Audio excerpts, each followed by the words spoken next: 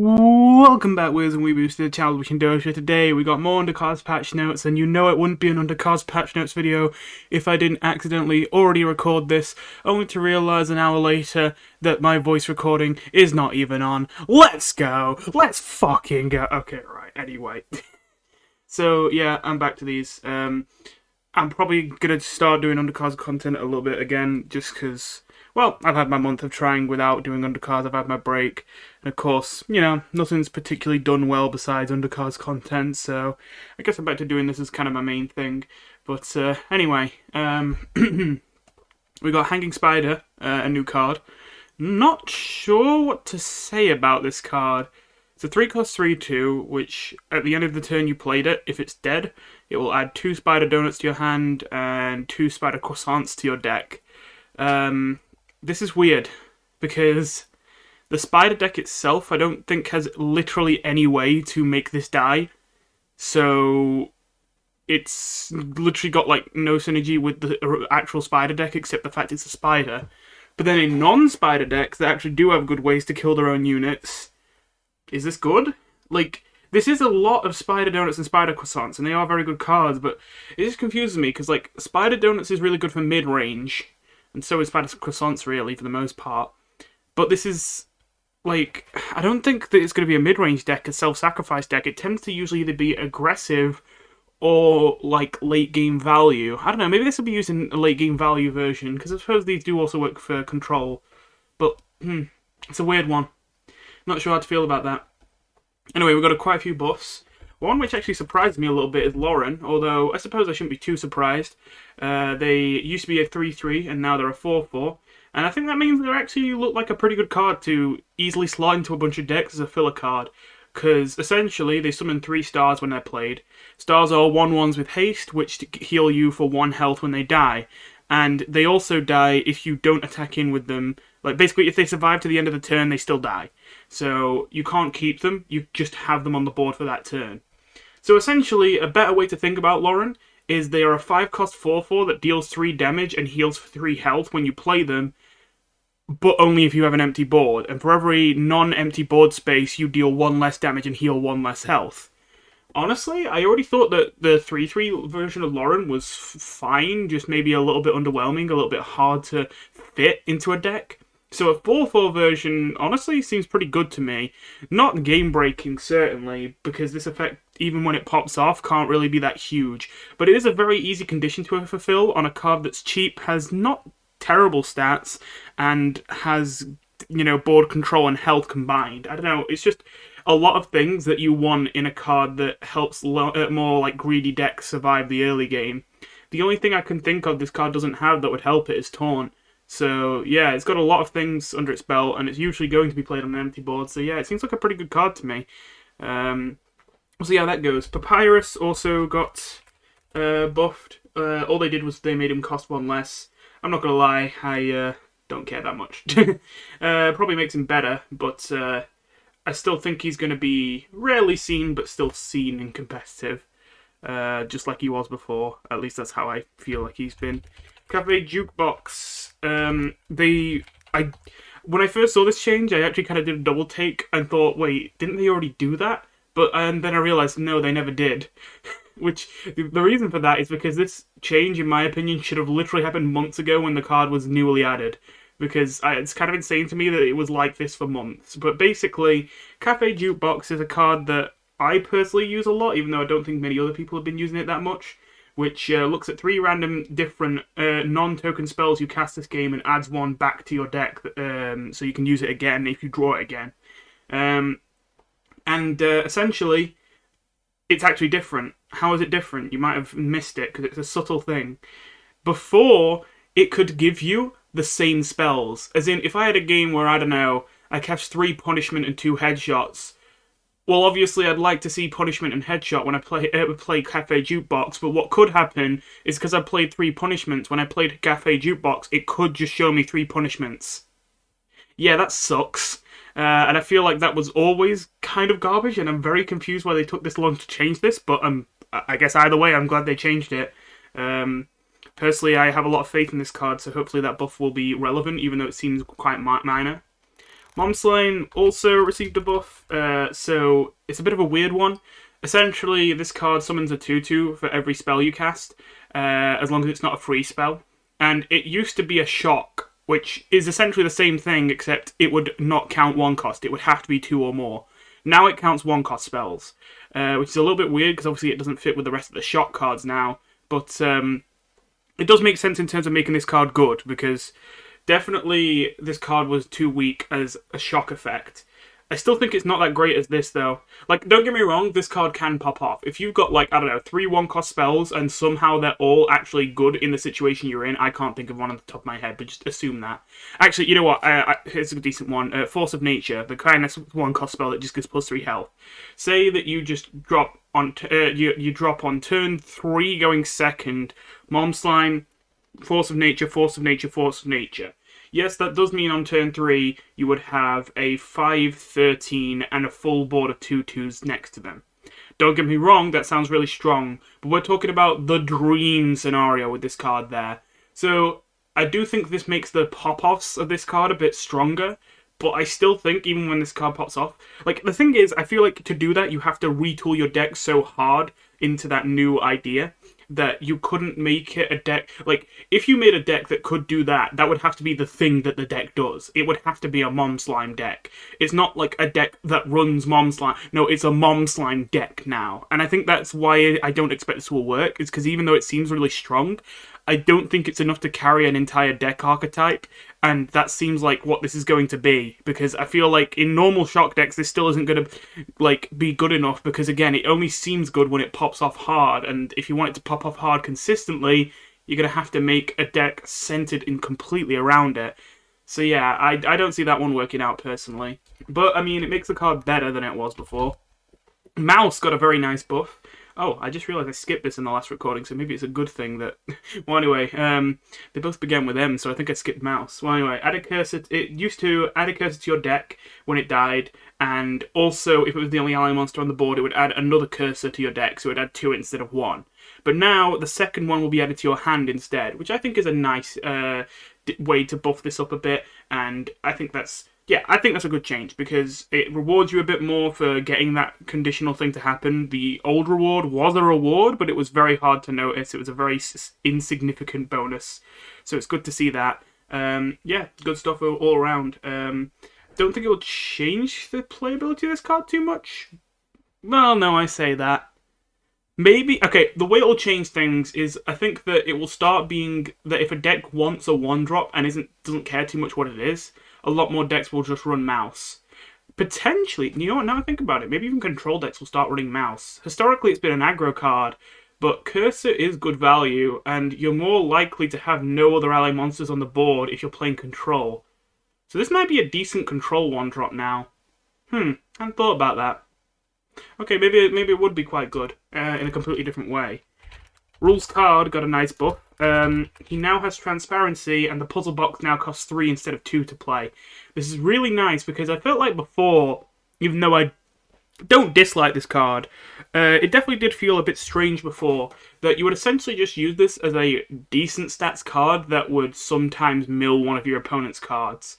You didn't really use it for the sustain a lot of the time, even though it makes you invincible, because, oh yeah, reminder for anyone who needs a filling in, Puzzle Box is a spell that does nothing but silence rules card.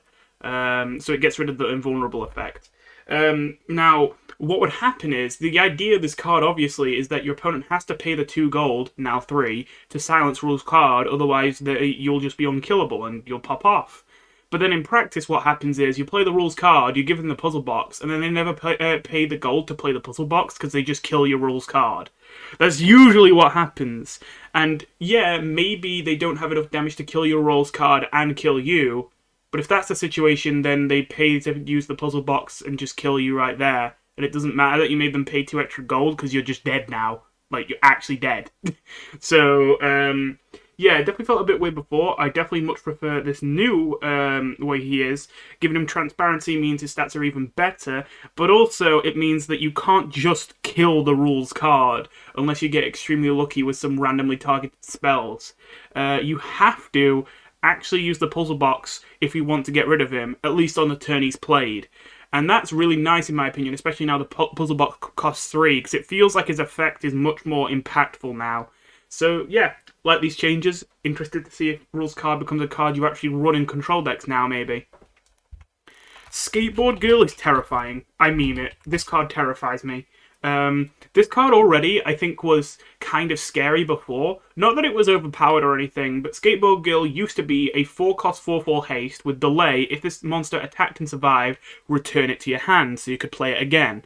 And even though against most decks this is a pretty weak card, because as soon as you got big enough minions that you couldn't attack in and survive with a 4/4, it started becoming a whole lot worse. Against decks that didn't have very many big minions, mostly Zoo and aggro, this card was brutal. Yes, you were paying 4 just to kill one thing, but it was an infinite source of that 4 to kill one thing that the opponent literally can't do anything about, because by the time it's their turn, it's back in your hand and they can't get rid of it unless they have hand disruption, which aggro doesn't really have for the most part. So, yeah, you would just have... This card already in its older version would absolutely steamroll the right decks. Even though on average it wasn't exactly overpowered, when it got the matchups it wanted to destroy you, it would destroy you. And now they're buffing it. It's got +1 health, and now instead of returning to your hand, you get a copy of it added to your hand. Which is even better, because it means you get to keep the stats on board while still getting another one. And then the copy will make another copy. And then the copy will make another copy. You've literally got a 4-cost 4/5, which already is usually something that's bundled with a downside or neutral effect, but it has haste, and it has a positive effect that allows you to get an infinite source of them. I'm actually really confused. The only thing I could think is maybe the copy it takes the same damage the original did. So if you took 3 damage with the original with your attack, then the copy maybe gets 3 less health and is a 4/2. But then it doesn't say exact copy, and it shouldn't work that way unless it says exact copy. So if this isn't exact copy, I swear this card's just broken. Like, am I crazy here? I think this card is literally just one of the most broken cards we've ever seen in this game. Like, I don't know, I feel like I've got to be misinterpreting this, but like, it's an amazingly statted unit that can attack instantly, that replicates itself infinitely. This is terrifying. Well, moving on, Foxhead received a minor buff. Yeah, this... Thank you, Overwatch, very cool. They gave Foxhead a... Thank you, Overwatch, very cool. They gave Foxhead a minor buff where now his magic effect won't over-damage things that are already dead. If you weren't aware, when an effect deals damage multiple times, there's some situations in which a monster can hit 1 health, hit 0 health, which should mean it's dead. But it doesn't. The game doesn't actually check to see if it's hit 0 health and it's dead until after the effect has resolved. So if it's, you'd say, I don't know, deal 1 damage to 3 random targets, and there's a 1 health target, instead of it going 1, 0, dead, okay, that's the end of the effect, it would go 1, -1, -2, dead. And that means you could be wasting shots. Same idea here. Sometimes you would have something that had 1 health, and you would deal 1 damage to it twice, even though it didn't make sense, because when it hits 0, it's already dead. So now it works this new way where it would make sure it retargets to something that's actually alive. That's gonna change things, but not much. Pretty niche. I don't think anything really changed about Foxhead. I think it's still a card that you will rarely run, but sometimes will, just for a cheap way to deal either 1 damage to 2 targets or 2 damage to 1 target if you have a deck where that's necessary for whatever reason. Maybe you really hate Zoo or whatever. Spamton Neo also got a little buff. Well, I say little. It's hard for me to tell. Again, I don't own this card yet. It's one of the few DT cards I still don't own. I've been trying to get him. If you didn't see on my Discord server, I am so mad because just before I quit Undercard, not quit, but you know what I mean, took my break, I went to craft a DT, and I never usually do that, but I realised I'm probably never going to use Angel of Death. I'm going to dust my Angel of Death and craft a new DT. And I got Angel of Death back. So I just lost the 2 DT charts. So anyway, the only DTs I've never had are Chris, Spamton Neo, and Ultimate Thrash. So yeah, I don't know how good this card is. I hear it's bad, but it looks decent to me. Don't get me wrong, I get that other DTs are better, but like, it doesn't look like one of the worst DTs in the game, but I hear it is.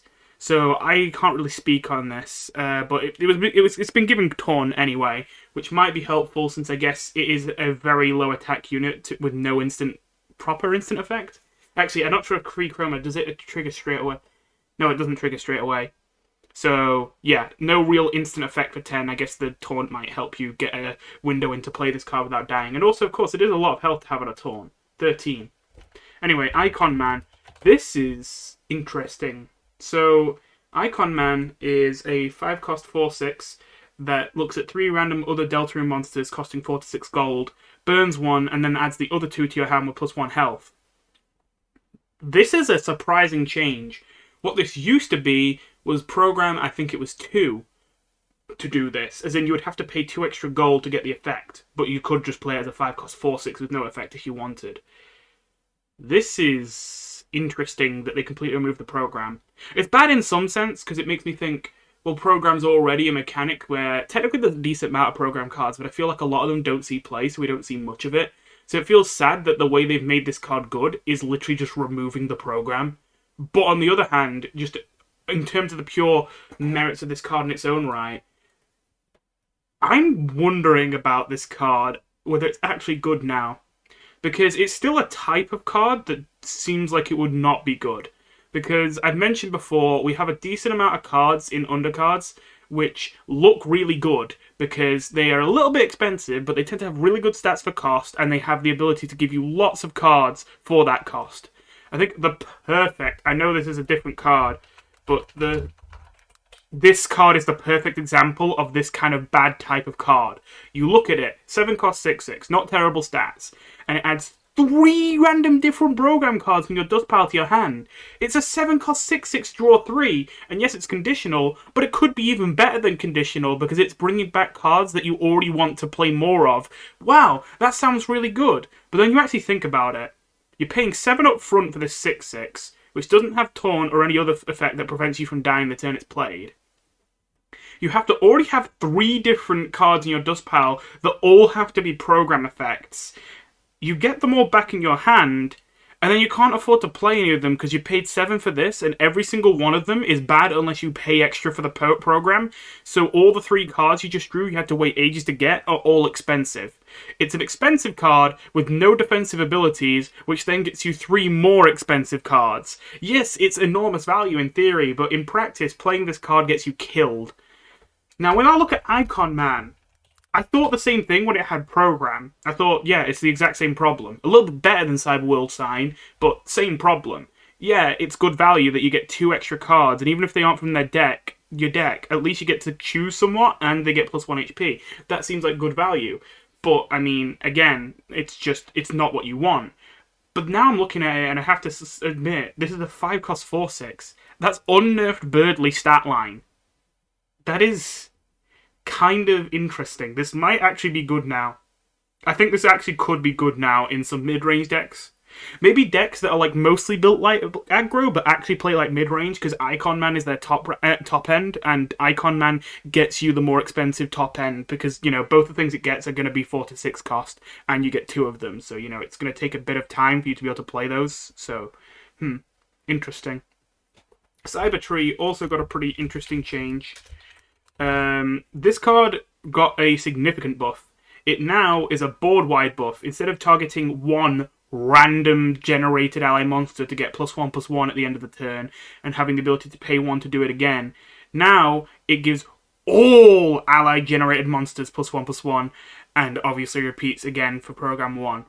So that means that this can either, if you pop off with it, obviously, but this can either be a 4-cost 6/7 or a 5-cost 9/10. Now, don't get me wrong, that's with a full board of generated cards, and that's, also, technically the tree itself could be generated, and then it's even better, but, like, that's a niche scenario. But I suppose if you were going to duplicate Cybertree, that could work. Wait, that might be a real deck. Okay, I can't get sidetracked, I've got to stay on topic, but that might be a real deck. But, but this does seem really, really good, especially because it's easy to get lots of generated monsters on the board. A good example is Gift Bear. Every gift is a generated monster. So, I'm just saying, it's not as hard as you think.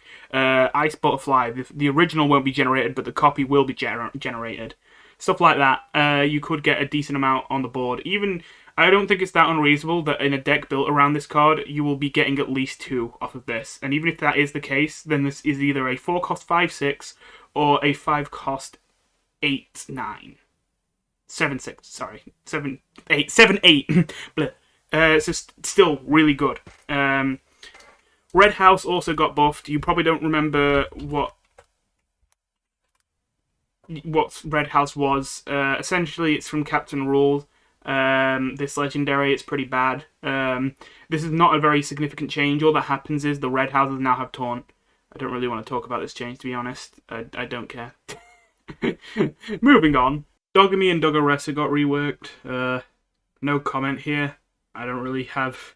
I'm not in any position to comment on the strength of dogs right now, definitely. But Dogami is now a 6-cost 5/6, which, when played, if you have Doggeressa, gives this and all allied dogs on the board and hand +1/+1.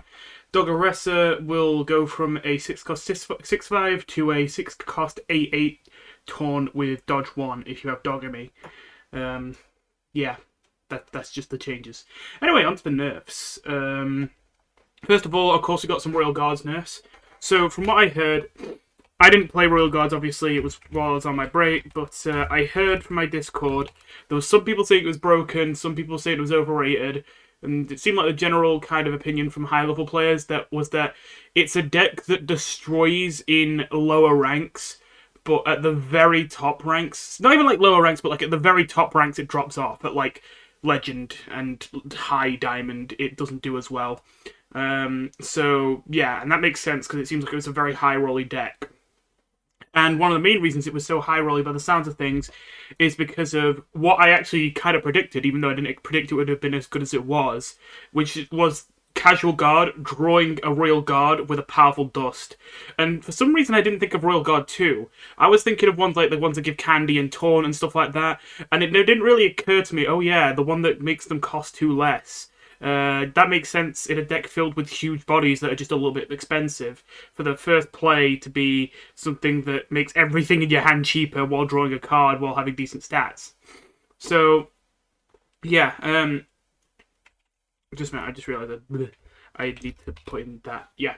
So, Royal Guard 2 got nerfed since it was the best hit off of Casual Guard 1. But the nerf isn't going to hurt it too much. In fact, this seems very light, but I mean, I suppose it is supposed to be just to make it a little bit less swingy, because the deck, again, isn't exactly overpowered. It does really well in lower ranks because of how hard it pushes advantage when it is winning. But now it can't reduce an unlimited number of costs. It can only reduce the costs of 4 Royal Guards at maximum. Which even then, I don't know how high roller this deck was. Was it common for you to get more than 4? I would have expected 4 or 5 would be the average, even if you lent into it. So, yeah, this seems like it probably won't change much. But again, that might not be a bad thing, because the deck probably wasn't exactly overpowered. Just kind of disruptive, I guess. Royal Papyrus got nerfed. I can only assume he was also run in the Royal Guards deck. This is a shame, really. They removed his ability to give things haste. Now he only gives Taunt. He used to give only the things in hand, not in deck, but the things in hand would get haste as well as Taunt. But now everything just gets Taunt. Which, I think that's a real shame, but I don't know, card's probably still viable outside of, like, in other decks. I wonder if there was anything that combined with this was too good with haste. Or if it was literally just the guards. Anyway, Casual Royal Guard 1 apparently got nerfed. I'm not gonna lie. I'm looking at this and I'm thinking, isn't this the exact same except this, if this is your only wants to gain haste, which if anything seems like a buff to me. They have labelled buffs and nerfs incorrectly before, so this might be a buff that they incorrectly labelled as a nerf, but then it would seem fitting that they would nerf this card. So, like, maybe it is a nerf, but I don't get it. Draw a Royal Guard with Dust, that seems normal. Trigger it. Yeah, that seems normal. If this is your only monster, gain haste. That's the only part that doesn't sound familiar to me. And that sounds like a buff. It just means that if it's your only thing on the board, you get an instant attack off of it, which you didn't get before. So that seems like a buff, but whatever. And Casual Royal Guard 2, I believe used to cost 1 if you fulfilled its condition, and now it costs 2 instead. So that received a bit of a nerf as well. Finally, Nice Cream Guy received a nerf. He now costs 5, but to compensate, he has +1 health. That sounds probably fair. Again, I can't really comment. I don't know how good he was at 4, but I could see how theoretically he could be busted at 4, so I'm just going to assume he was busted at 4. Petrification receives a nice buff. Instead of now, the petrified monster basically only damages allies, which might sound bad, but remember you summon it for your opponent, which means that this is now, instead of a killer monster that later leads to the entire board getting hit, it's now a killer monster that later leads to your entire enemy's board getting hit, but not yours, which is definitely a nice buff. As well as that, instant noodles cost 2 less. Cloning got reworked back to essentially its original version. It's almost exactly the same as it was before. It now costs 4, summons an exact 3/2 copy of a non-determination monster, and the only new thing is if it can't attack, it gains haste. I'm kind of sad about this, actually, because I never got to play around with the 7-cost cloning, and that was like, when I did get back into Undercards, I thought that's like the first thing I'm going to do, and of course, it gets reworked so quickly I don't even get to try it, but I can only assume it was kind of problematic as it was, because it did sound very strong, getting 2 3/3 copies for 7. That sounded pretty good. Fortune. It was pretty funny. When I looked at this, I'm like, I don't get it. What's the change? And then I realized that, like, I thought they were just changing the amount of gold it gives you. I didn't realize they literally removed all the loop abilities and stuff like that, and now it's just a pay 4 to gain 5, but you gain the 5 at the end of the turn. But yeah, not much to say about this. Probably still used. I'm not sure. Puzzle Box, of course, that's the spell that Rules Card gives. We've already covered that. Which just leaves the artifact and soul balancing. Good Food has received a change I'm fully behind, where now it only heals 1 health, but it's no longer limited to once per turn.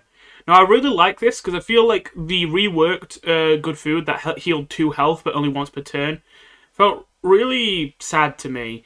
Not that because it was bad, it was actually still a good artifact, but because it just felt like so underwhelming, because like, before I would make a deck keeping in mind I want it to work with Good Food. You know, I'd put in extra spells that would trigger the shock and all that.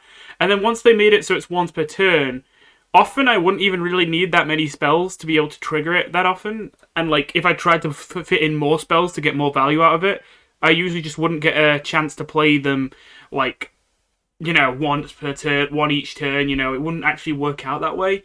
So I'd find that I'd almost never have to actually think to myself, ooh, let me see how I'd rework this deck to add more spells to make it so that Good Food's getting maximum value. No, I just kind of made a deck, and usually it had enough spells in to just run Good Food with it. So I'm glad they changed it so that it's not restricted to once per turn, but it's only 1 health, because now it'll reward you a whole lot more for running an actual, you know, good amount of spells. As well as this, there's this change in Grey on Ultimate Fusion. So, Grey tends to mean that the effect is actually the exact same as it was before, but the wording has changed. A good example was when Switch was added, the mechanic where something acts differently if something's played on the left or right. A whole bunch of the cards in the game already had that ability, but it wasn't called Switch at that point. So there was a whole bunch of changes in the balance patch that were cards that hadn't changed, but they just had a grey thing which said the new wording. Now it says Switch. Now here's the thing. I'm a bit confused, because I'm reading this, and also it doesn't help that I don't actually own Ultima Thrash, and I've never played the card myself, so it's kind of hard to follow, especially because this is probably the wordiest description of any card in the game, and I'm not entirely sure what's going on here. Because first of all, it says, at the start of every turn until turn 15. I swear that's new. And unless this is just how it worked before and they never told us, I swear that's an effect update, not a wording change. But I'm just going to work off the assumption it always worked like that, and I just didn't realise and it didn't say. And the other thing is, send the rightmost card in your hand to the top of your deck and add the next thrashing part to your hand from lowest to highest cost. I believe it didn't used to say, send the rightmost card in your hand to the top of your deck and add the next thrashing part. I think it used to just say, add the next thrashing part.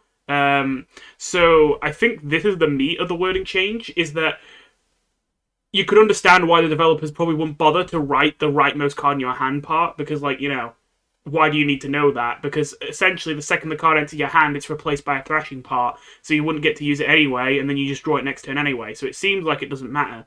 I'm guessing the only reason they decided they would add that wording is because there is some obscure interaction in which it actually matters that you need to know that the rightmost card is in your hand, and then it gets replaced and put back on top of your deck by the next thrashing part. But I can't think of what that obscure interaction would be. Yeah, there's a lot going on there. That's my take on it. People can correct me in the comments. I don't know. Give me a break. I don't use Ultimate Thrash. And speaking of I don't know, balancing, souls, integrity. What a surprise! Integrity, more changes. Woo! Okay, I'm sorry. I'm not even going to be explaining this. Probably I'm going to be more ranting about how I don't get the wording of this. Integrity effect update. Turn end. If you spend 5 or more gold this turn, gain +1 gold. Your gold cap is 11. Okay. So this wording has always driven me up the wall, and I still feel like I don't fully get it. Because we've had an effect like this for integrity multiple times before, although this seems like another variation on it. And I still don't know if I fully get it. Because what I read this as is when it says your gold cap is 11, is I think that you can't have more than 11 gold. But I know that's not the case. You can have more than 11 gold with integrity. So I know that's definitely not what it means. But, like, when I read that, that's what I think that should mean, is that you cannot have more than 11 gold with integrity. But that's not what it is. So what I thought it then was before it was if you spend, for every 5 or more gold you spent, you gain 1 extra gold. Your gold cap is 11. So I thought that what they were saying was, hey, if you spend 5 gold in a turn, you'll gain 1. If you spend 10 gold in a turn, you'll gain 2. But if you spend 15 gold, you won't gain 3, because the cap is 11. That's what I thought it meant. But now I'm even more confused, because now it says if you spent 5 or more gold this turn, gain +1, which based off that wording, you wouldn't gain 2 for paying 10. But then, if you wouldn't gain 2 for paying 10, then obviously you wouldn't gain 3 for paying 15. So why did it have to say your gold cap is 11 unless I completely misunderstood what that meant? I have no idea what it means when it says your gold cap is 11. God, yeah, I can't wait to have people correct me in the comments. The worst part is I think I have been corrected on this before, but I just don't remember what it was. Ugh. I do not like the wording of these balance updates a lot of the time. I really don't. Well, anyway. As for Undercards videos, yeah, probably will be making some soon. Not exactly sure what to do. Obviously, I haven't played in ages, so I'm more in a phase of let me play the game and figure out what I want to do. Then, yes, I have all these ideas of the things I'm going to do the second I come back to this game. You know, I've not planned that far ahead. Don't give me too much credit now. I don't know, the only thing I could think of that I've got planned is to continue with the custom card series, because obviously that's quite a bit behind. Oh, and also, if you guys want me to finish off the free-to-play series, again, it's all recorded. I still have that stuff. It's just I haven't uploaded it, because I noticed that those videos weren't doing as well. And I thought they were kind of unfun to edit. All I'm saying is if you want those videos, just let me know, and I will upload the rest of them, because I do just have them lying around. But if you don't want them, then that's fine. I'll just kind of move on with normal other videos on Undercards. Anyway, thanks for watching. I'll see you in the next one. Goodbye.